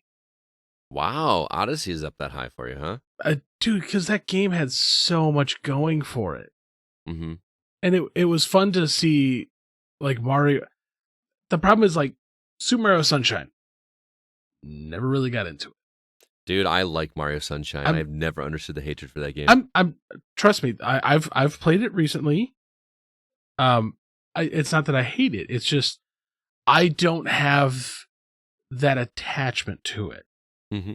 Like, it's a fun game, but for me, it's not something that I'm like, I want to go spray down puddles. Yeah. Or Super Mario Galaxy. I trust me, I know it's a great game. I know this. But at the time, I didn't have access to it. So I didn't build that attachment to it. You didn't have a Wii? No. Really? I didn't either. When Wii was out, I didn't have a Wii because I was so ingrained in the 360. Huh. I didn't own a Wii until the Wii U was on the market. I stood in line for 5 hours for my Wii. Well, I mean, sometimes you just gotta play with your Wii. Sorry, man, that joke will never get old. It popped in my head. And do you remember when they first announced that it was going to be called the Nintendo Wii, and we were all like, really? Yeah. I mean, really? Me and my Wii. Me and my Wii. Yeah. So we're doing top 3 then? Bro, I can go down. Like, I can give you I can give you my favorite Mario game for like every console. Boy, yeah, I mean that's tougher, but see, let's just do our top 3, and then we'll actually talk about just some of like our more honorable mentions, or like just because there's so many good games. But I'm gonna throw out one more real quick as an honorable mention. The Super Mario, the original, like, Mario Bros. On the Virtual Boy. It was on the Virtual Boy? Yeah. But you can't play it 2-player on the Virtual Boy, right? Plays depth. And yes, you can play 2. There was a 2-player mode, but it was cut. Like, there's still the port, but it was never really done. But you can play against the computer itself. Yeah, and instead of the verticality in the original arcade, it's depth. Oh, okay. And so, like, I actually, like, I know the Virtual Boy gets a lot of hate, but that was actually a lot of fun. Mm-hmm. And it was cool because with that stereoscopic like view. It was just something different. Yeah. And every now and then I will pop on the Virtual Boy and play that because it is. I hear that the Wario game on Virtual Boy is it probably is the best game on that. It is legitimately good. Yeah. It's just a shame that it's stuck on the worst console Nintendo ever made. Yeah. I mean, there's nothing else it can do in 3D. Yeah, you could almost do that like perspective thing. What are you talking about? Nintendo made a 3D console that they did 3DS. Any of those two. Yeah. That would have been a really interesting thing to do. Just give me the Virtual Boy collection on the 3DS. I think it's interesting that your top three, like I only have one in common with your top three. Is it Super Mario Brothers 3? Yeah, that would be on my list for sure. But I don't think I would put that as my all-time favorite. My all-time favorite, I think Super Mario Galaxy 2 still to this day is my favorite Mario game. Because that game did amazing things to make it accessible. Just what I talked about the series in general, but there was also some of the most challenging platforming I've ever played that weren't like, you don't, it's not like I'm trying to scare you off from it, Alyssa, because you said you're not good at platformers. Not every level in Mario games, at least in the later ones, you have to play. You can choose to play the hard ones to give yourself a challenge. Okay. You can beat the regular game. I think that started with Mario 64, or maybe to some extent Super Mario World. But Mario 64 did not make you do everything in every level. They would give you had to have a certain number of stars in order to progress to the next level. And you could go into that world and get more stars by doing more challenges and stuff like that. And then just move on whenever you wanted to. So you had the freedom to... It started in Super Mario Brothers 3. Well, no, because Super Mario Bros. 3 had like each level. You didn't need to play every level. You didn't have to play every level. Yes, that's correct. But or you could even get like the little power-up that would let you just bypass a level. Yeah, the P-Wing. You had the P-Wing. No, not the P-Wing. I'm talking about the one that on the map. It would let you like pass a level. Well, there's that one. The P-Wing, you could pretty much pass a level. The warp whistle. If you knew the secret tricks to get through them, like the warp pipes, but depending on which map you played, some of them you could actually bypass certain levels. And the very first board, you can play level 3 and then completely bypass 4. Yep. So that's what I was like. I just had to correct you a little on that. You're right. You can do that, but I was talking about like there's not like the star thing where you have to have a certain number of things to. You can skip levels, yes, but so that did start with 3. I mean, you technically could in Super Mario Brothers 1. Like there was warp zones, but the thing is if you skip those, you're skipping them and just going to a harder level. You know what I mean? So if you just come across a level that is not agreeable with you for some reason, you can pass it and just try a different challenge. But so yeah, Mario Galaxy 2. The score in that game is amazing. I just love the clever things they did with that game. They also incorporated Yoshi into that one in a really fun and interesting way. I think number 2 though is going to be Super Mario RPG, which Alyssa, that's a Mario game you would like because there's no platforming whatsoever. That's just I am looking forward to that one. That is a straight up Squaresoft game. Like that is not even remote. No, I mean there's minor platforming, but it is not hard at all. It is just like press the button and move it in a direction. You can't fall off. You know what I mean? Okay. It's like it's like imagine like the platforming in Sea of Stars. You know, where like you're moving around, just going from place to place. Yeah. That's what Super Mario or RPG in Stray, is. where you literally just push a button and it jumps for you. Yeah. And then my third would probably be Super Mario. Boy, it's a toss-up between World and 3, but I think 3's got to take it just because it was just so far ahead of its time at that time. 3? Yeah. Dude, 3 is so iconic because there's been so many games that have imitated that moving forward. Yep. World had some great points, and I love the score for World. Yes. Like 3 has such an iconic, like for being 8 and 16-bit era games. Those games, like you can start humming the tune and people immediately know what you're humming. Right. Have you ever seen anybody play on piano, like the theme from Super Mario World? Like the real crazy one? Do do do do do do do Yeah. do do do do do. So good. But I can immediately, like, as it's been so ingrained in my brain that, like, as you're running through the level, like, I can even hear the point where you get on a Yoshi in the theme.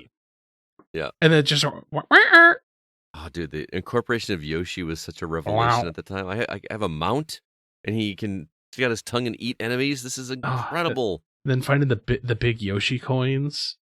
Big So Yoshi there coins. was your stars instead. You had big Yoshi coins. Yeah, but they didn't help you progress. They were just like Don't points. care. Big Yoshi coins. Do you remember the first time when you cave. actually got a key and got it to the keyhole in Super Mario World? Wow. Oh my gosh, Alyssa! I mean, this doesn't make a big deal now, but when I was a kid, you can pick up a key just like you can pick up a turtle shell, and you carry it to another point in the level, and you find a tiny keyhole, and you touch the key to the keyhole, and the keyhole just gets massive, and then it shrinks back down, but it shrinks you inside it, so it's almost like it's taking you into this keyhole. That was such a mind-blowing thing when I was a kid. It was like, oh! So it was so much fun finding those secrets back in Super Mario World, but yeah. I think Mario 3 would have to. They introduced the Koopa siblings in Super Mario Brothers 3. Yep. The Koopa siblings. But there's like so many things I love about that, especially when you get to the final world, and you're like, oh, look, okay, I just got to get past this, and I'm there, and then you get to the dark world. Yep. And you're like, I can only see this. So and then you see Bowser like floating around in the background in his spinning top thing. Yep. Oh, so good. I also want to give honorable mention to Yoshi's Island, Super Mario World 2, which is kind of a dark horse game, but I absolutely adored that game. That one you didn't play as Mario. You played as Yoshi carrying baby Mario on his back before he was an adult. He was just a baby. And instead of, doing the jumping on their heads thing, you could actually eat enemies, turn them into eggs, and then you had a little aiming reticle that would go like this, and you could fire eggs at people. It was a bold move for a Mario game, and still to this day, I think is the first game that I ever actually 100%ed. Like, they have a little, a chart at the beginning that shows how much progress you've made. I did everything in that game, man. Every red coin, every whatever, and that was tough. That was tough. So. And Dr. Mario. Dr. Mario. It's not a Mario game. That is a Mario game. You shut up. He is a legitimate doctor. I also had some love for Mario Pinball Land on Game Boy Advance. It was a legitimately fun pinball game. And mentioned it already, but Bowser's Fury was solid. I feel like that game did not get enough love, man. That was some great platforming in that one. Inventive, clever. So, well, that was our favorites. Let's go ahead and see what our community said. I'll kick things off over on Facebook with a comment from Sean Coates. He says, quote, Mario is the reason I became a gamer ever since playing Super Mario Brothers for the first time. I know I've talked about it before regarding the eternal debate between Mario 3 or Mario World as my favorite or best. Whenever I think about it, I still lean towards Mario 3. I'll even go so far as to say I actually like the Mario edutainment games. Mario is missing in Mario's Time Machine. We can't forget Mario teaches typing either. During the Super NES days, the only games I owned were Mario, and my experience with other SNES games back in the day were from weekend Blockbuster rentals. That's interesting. He owned Mario games and rented everything else. I feel like he could have had a better financial experience if you just bought the others and rented Mario games. But yes. So yeah. So I forgot about the edutainment games. I never played Mario Teaches Typing. Wasn't there also the fun with numbers?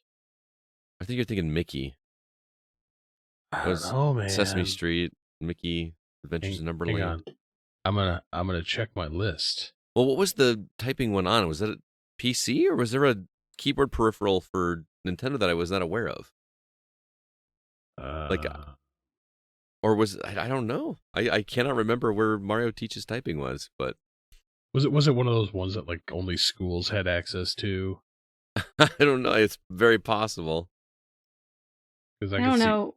We only had access to Mavis Beacon. Mavis Beacon. Wow. Mario Teaches Typing was from Interplay Entertainment. Let's see. MS-DOS compatible operating system. So it was a PC game. Microsoft Windows and Macintosh. Wow. I was right. Mario's early years, fun with numbers, and Mario's early years, fun with letters. Okay. I thought those were the Sesame Street games. Nope. All right, moving on to Discord. Alyssa, you can read the next two. We got to... Didn't you skip out on the back half of his comment? Oh, yeah, I did. I'm sorry. Sean's comment goes on to say, I missed out on Mario games during the GameCube and Wii era. At that time, I went through a phase thinking I'd outgrown Super Mario and Nintendo in general and moved on to more mature or hardcore titles on PS2 and Xbox. That sounds like what happened to Alyssa. Sadly, that means I missed out on Mario Sunshine and the Mario Galaxy games when they were new, and I'm still playing catch-up since becoming a collector. If you do play those, Sean, play them on the original Wii instead of on the Switch, unless you're going to use the Joy-Cons. The GameCube? Well, he said Galaxy. That was on the Wii. Mario Sunshine. Well, yeah, Mario Sunshine. My point is don't play it on the... Actually, no. You should play Sunshine on the Switch, because the controls on the GameCube are awful. You remember that? Yeah. And we did that for a Patreon episode once. Not nearly as bad as Super Mario 64. Going back and playing that. That still holds up fine. What are you talking about? I hate the N64 controller. Well, yeah. It's not that bad. It's terrible. Be quiet. All right. Sorry for cutting you off, Alyssa. You can go ahead and read. You can try to read Kevin's comment. Did you ever play Super Mario Strikers? The soccer game? Yeah, I didn't. I heard it was really good though. Dude, it's pretty stellar. Like, of the GameCube era, Strikers and Super Mario Baseball. Okay. The soccer Strikers always reminded me of World Cup soccer from the original NES. You know, where you just had all these crazy powers where the ball would like do spirals and stuff. Like that's what stellar games. Yeah. Okay, Alyssa, finally. Good Lord. Well, over on Discord, Kevin Honigford put Mario's a B word. A badass?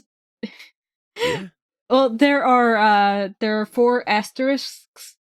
Well, So, I had to edit it because we weren't going to actually say it, but yeah, TJ Kitsune agrees with them as well on Discord, and also Kevin posted a picture. Yeah, he put a picture of Sonic dangling Mario off a cliff.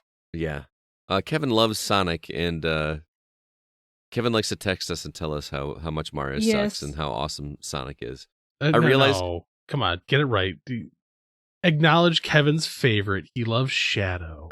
Yeah, and you're really that's the one we hear about the most. No, but I thought about it when I saw his comment. I was like, oh yeah, I guess that was kind of. I maybe we should have done a Sonic episode as well. But I was like, but Sonic didn't have a brand new game coming out, but he did. Sonic Generations just came out. Kevin's just shaking his fist at the air right now, hearing this. So maybe we should do a celebrating Sonic episode, and I'll just sit out because I've played like 2 of them. I haven't played any of them, so I'd have to sit out as well. We'll have to have Kevin do his own episode. He can just the whole from the outside in topic can be Kevin talking about Mario games. But anyway, go ahead and read the other. You can read the next one as well, Alyssa. Okay. Jacob Gunderson writes, Super Mario World might be my favorite, but it has been years since I've sat down and played a Mario game. I wish I would have finished the Paper Marios, but I really don't have a desire to go back and play through them. With other games catching my attention and things I have to catch up on, I just can't see spending that time. It is difficult with so much quality games out there. Don't get me wrong, these are quality games too, but there's just so much games to play. At what point do you just cut it off and just move on and play newer stuff? So I do get it to some degree. All right, CB. Jay Henry writes, my all-time regret was not playing Super Mario Sunshine or Galaxy. 1, because I couldn't afford a GameCube or a Wii at the time, and 2, all these years I felt I wasn't able to experience the game at its fullest now when it first came out as a kid.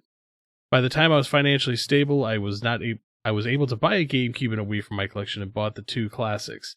They were fun to play, but I felt I missed out on the true nostalgia of these games and can't relate to people that played them when they came out.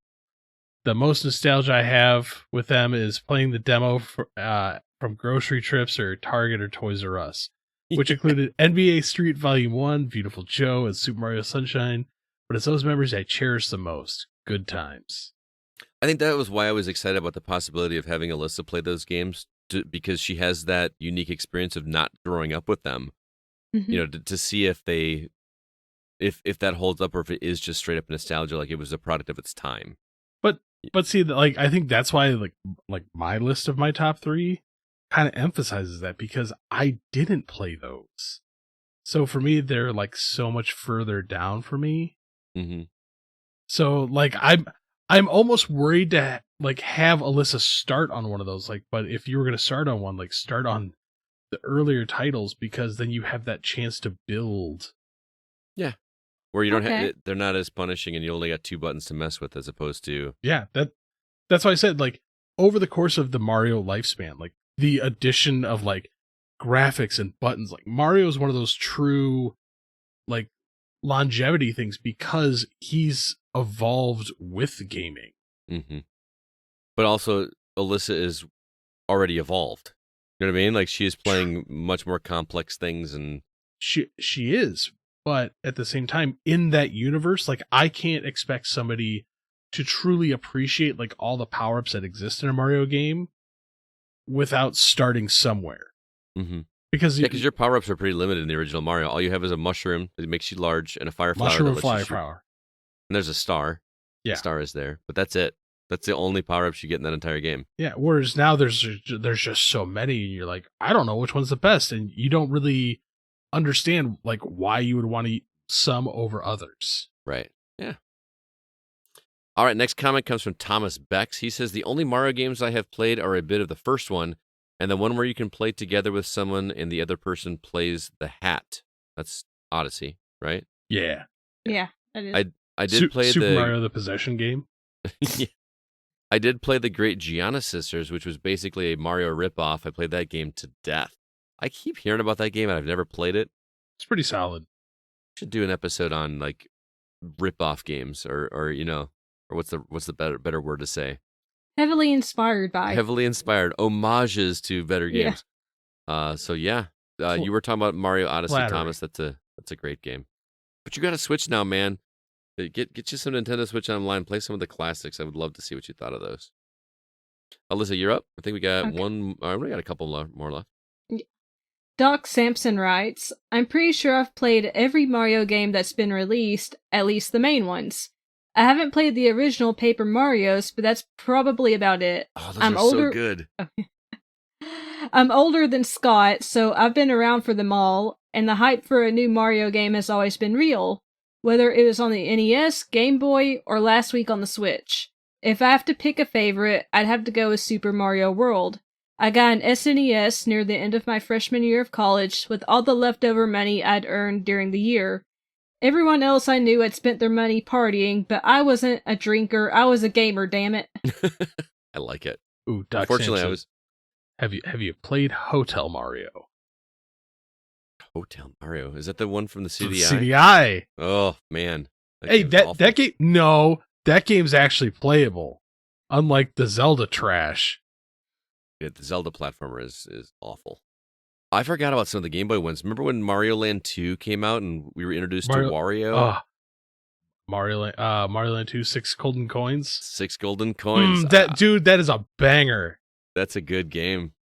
I forgot. Like that is a legit good game. Remember the commercial though, where like they had Wario like trying to hypnotize you?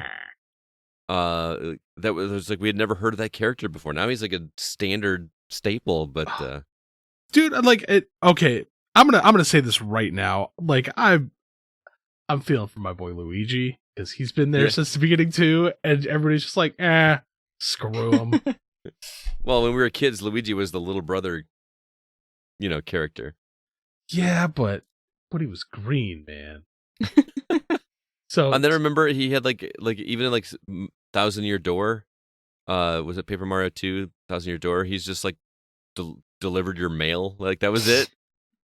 And then there was one year Nintendo did a whole like the Year of Luigi thing where everything was focused on Luigi. That was kind of fun. Wasn't that like one of the years that like Luigi's Mansion, like one of those came out, like 1, 2, or 3? It was the third one, I think. No, it was the second one on 3DS. The Dark Or was that Moon, Luigi story? something like that. Yeah. It was something bizarre. But yeah. Oh, speaking of, we were talking about the Paper Mario games, Alyssa. Mhm. Those are fun ones too. They're turn-based RPGs. Okay. Remember we were talking about like how the timing in Sea of Stars, I said that it felt like a Paper Mario game. Those are great games. I would actually I want to go back and play Paper Mario. That's on. Do you have Switch Online? I do now. You should. Yeah, you should play some. You should play some Mario games. Mario Brothers 2 is hard, but it's not a Mario game. You know, it's called Mario 2. It was Doki Doki Panic. It's originally a completely different game. They just like superimposed Mario over the original character. 100% true. They just took Mario and Luigi, and that Mario doesn't even look like Mario. No. Like, but that's because the original Mario Brothers 2 was deemed too hard for Western audiences. Oh my gosh, yeah, the original Super Mario, it's in the Lost States, Levels? it's called the Lost Levels, and like the first world is hard, like long jumps that you have to make, and poison mushrooms, and yeah, that's a rough game. Who's up? Ooh, CB, that would be me. Mark Szymanski. My favorite, Super Mario Sunshine. The first game I ever 100%ed, and I love the beach vibe. I love the lighthearted challenge. I love the music. The game hit every note for me. Regrettable miss, Super Mario World. Whoa! That's a hot take there. But by this time, I was financially responsible for my own gaming, and I bought the Genesis so that I could have blood on Mortal Kombat instead of that gray goo. Couldn't afford an SNES 2, and I just haven't sat down and tried it. I will someday. Memorable moment. First, there's nostalgia. I got a paper out in the 6th grade solely for the purpose of buying a Nintendo to play Super Mario Brothers. Yeah, boy. But the games are just fun. I love the small reinventing in each game. The quality never suffers. And holy smokes, Odyssey was just incredible. They keep me coming back. Man, you know what, Mark? I'm glad somebody else is on the Odyssey train too, man. I like Odyssey. I just beat it recently. Yeah, but I mean, it's a stellar tentpole for Mario, especially like being that first major outing on the Switch. Yep. Also, that game does a really good job of being as difficult as you want it to be without being convoluted. You don't have to do everything. Just do what you want and move on. And it's really easy to move on. So I like that. Tim Bob. I believe this is Tim Pollen. Did he just change his nickname to Tim Bob? Or am I I don't know, but Tim Bob's pretty good. Yeah. He says, I've only played Super Mario World, so it's the best. I love that logic. Just played this one. And then Drew Ross says, growing up, I would say Super Mario World stood out. Played that a lot. Plus, Super Mario RPG was a great addition. Still holds up as a great RPG to this day. As I got older, of course, Mario 64 changed everything. I remember 100%ing that game. As I've gotten older, I don't play the new Mario games as much, but the franchise and characters will always hold a special place in my heart. P.S. I thought the new Super Mario Bros. Movie was great. I agree. That movie was really fun. I can't wait for the next one in 5 years. Man, the first time I played Mario 64, dude, playing Mario in 3D was just everything that I wanted it to be.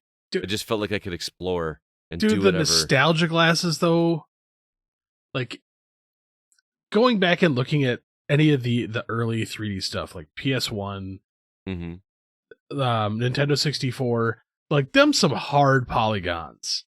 They are. But like when we were growing up, like our brains must have just like curved all the edges.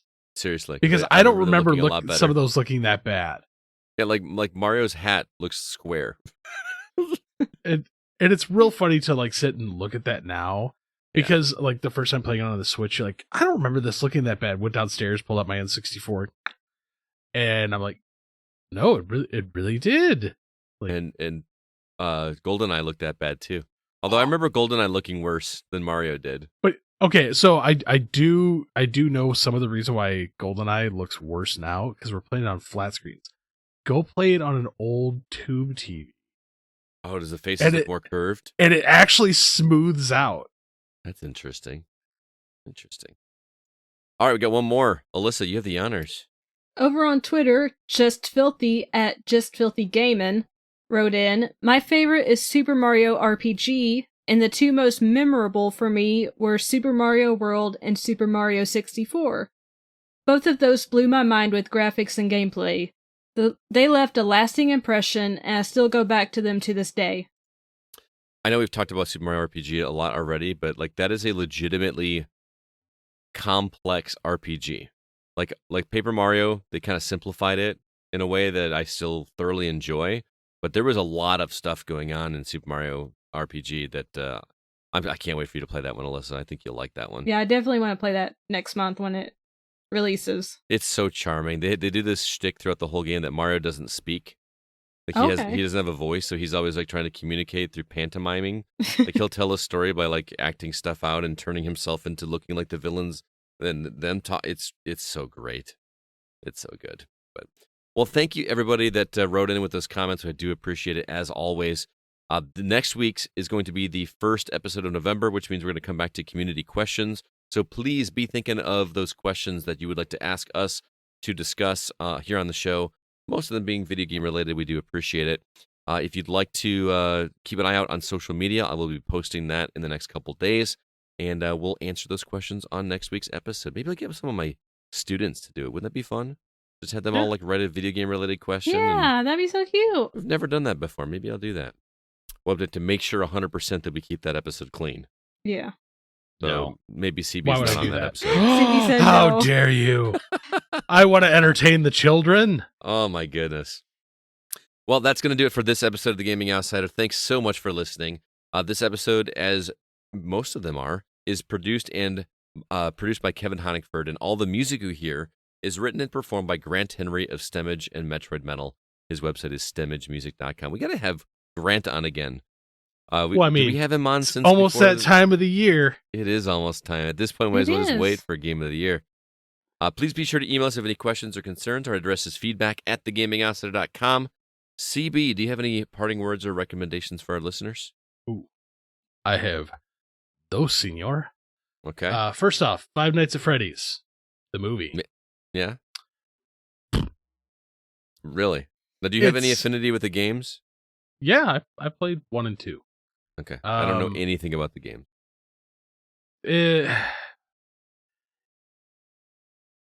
There's quite a bit of connection. So, Okay. but it feels like they took bits of like 1 and 2 and some bits of 3 that I've heard and kind of went, it's a movie. Yeah. It's an entertaining one-time watch. Just if you're a fan of the series, there's quite a few nods. Beyond that, like don't expect like high grade Oscar worthy performance. Dude, I don't get it. You love crappy B horror movies. I do, but this one just I want, like, it being a video game movie, I wanted it to be like, yeah. Put another tentpole out there for us. Like, prove that video games can make great movies. And it was just I don't think like, Five Nights at Freddy's is the one that's going to do it. yeah, well, unfortunately, there is not exactly a lot of like clamoring to make video game movies for some reason. Even though like doing a live action Castlevania would be amazing. Why can't that happen? I see, like I'm telling you, man. I don't know why. Matthew Lillard is in that movie. I like that. Wait, because- Matthew Lillard is in Five Nights at Freddy's?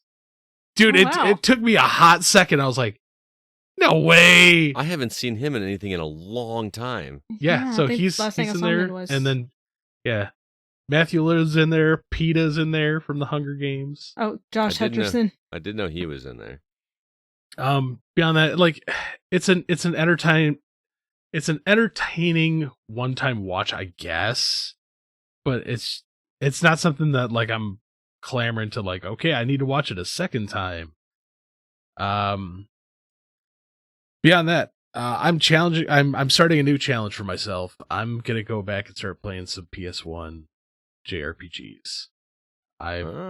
I've got about 30 of them sitting on a shelf. Is Alundra one of them? I do own Alundra. Always wanted to play that game. Yeah. And Brave Fencer Mushashi. Yep, got it too. Arc the I don't know what Lad, Looter 2, Vagrant Story, Legend of Dragoon. It's time to polish some of these off. And I might even like do some like Rule of Rose finally. So, but I think it's time to go back to the well and start hitting some good old fashioned RPGs on top of newer games. Nice. So Sounds good. Alyssa, how about you? I do, and of course, it's a K-drama. Okay. But this one is kind of a departure from the other ones I've been watching, and I've actually had to hold myself back from like gushing about it on Twitter and stuff too much.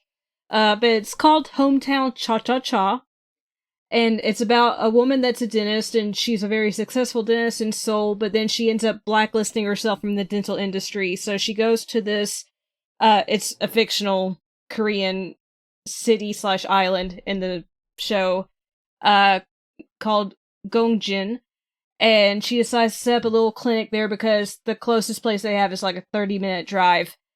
But then there's also this guy there, and he literally does everything on this island.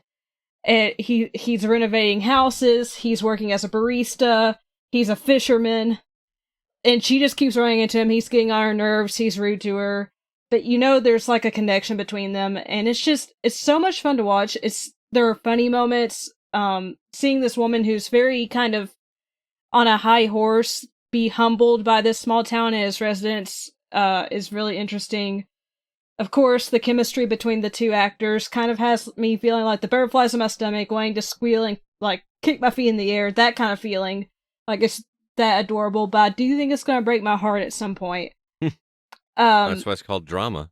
Yeah, it's so good. I'm not finished with it yet, but I really am loving it, and yeah, it's taking a lot of power for me to not just binge watch it or gush about it a ton on social media because I'm obsessed with it. It's on Nice. Netflix too.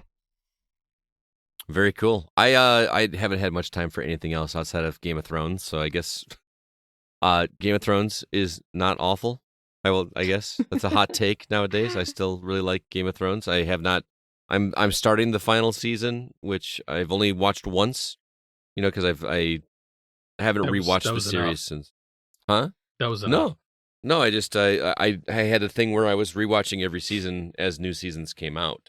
I was starting from the beginning, and I haven't done that again till now. So I'm doing that in preparation for watching. I want to finish House of the Dragon. So You didn't finish it? no, I have no idea what happens. So It's really good. So good. but I watched like 3 or 4 episodes, and it's interesting going back and watching the series, the original Game of Thrones series again, and hearing names that I recognize from that show. So it's going to help me. I wanted a refresher before I jump back in there because I'm looking forward to it. So, and there you have it. So, CB, thanks for being here, man. It's good to have you back. Alyssa, as always, thanks for being here. It was a lot of fun talking with you guys. And until next week, I'm Scott Clark with Chris Behrensmeyer and Alyssa White, and we are the Gaming Outsider. And remember, there's no such thing as a bad game, just games that aren't for you.